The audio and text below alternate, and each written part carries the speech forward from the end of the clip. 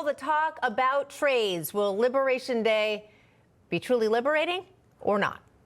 Well, we'll have to find out. That's the beauty of all this, right? It's get your popcorn ready. I mean, we're all kind of waiting and seeing the markets earlier. I will tell you what job I don't want today, and that is running the White House switchboard. Because I got to think the foreign heads of just about every state are picking up the phone and calling and saying, Mr. President, what's your plan here? So, yes, it is understandable that the markets are doing what they're doing. They're not swinging big, though. And I was listening to Christina's report. That's true.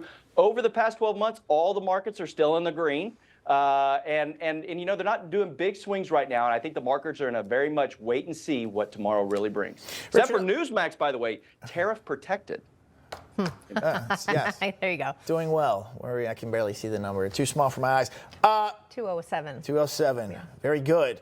Richard, I want to bring this up real quick. The president of the European Commission, Ursula von der Leyen, is saying the EU is going to retaliate with some of their own tariffs against the U.S., telling the European Parliament, quote, this: "We have the strength to negotiate. We have the power to push back." Me and Katrina were talking about that. These are supposed to be reciprocal tariffs, so it's just leveling the playing field and I guess making it fair. Other countries don't like that. I'm trying to understand. Is that what they're mad about? Yeah, so I think here's the important thing to keep in mind about this, which is that these tariffs that we look at in the EU are the result of special interest capture of the European governments. These are businesses and firms owned by people who have titles of nobility, who are connected with the governments, who are half the time on the government payroll, who are using their trade policies as a way of entrenching their commercial and corporate interests in Europe.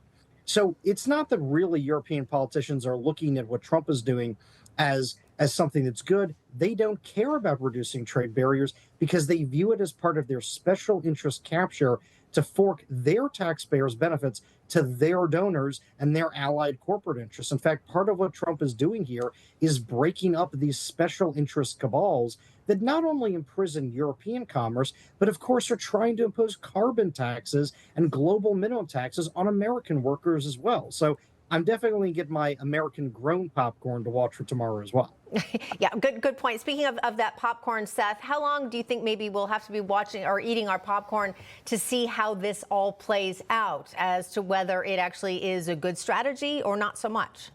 You know, that therein is the $1.2 trillion question, Katrina, because that's the trade deficit, the global trade deficit that we have in our exports. And so I would think that very targeted and narrow results occur in a very short time. So maybe not one, but two buckets of popcorn, definitely not 5 or 6.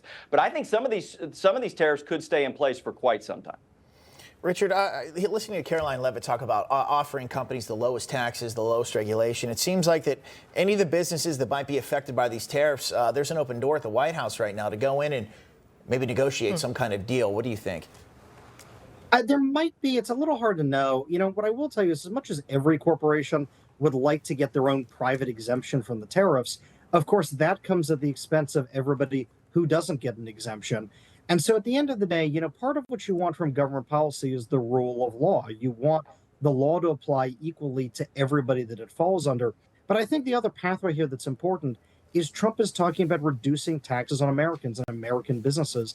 And in fact, one of the things he's said before is he wants to use every dime of tariff revenue to cut those taxes that are harmful that we have imposed for decades on American businesses. So that would obviously be a good thing to do. All right, got to leave it there. Seth Denson, Richard Stern, we appreciate you both coming on. Good to see you.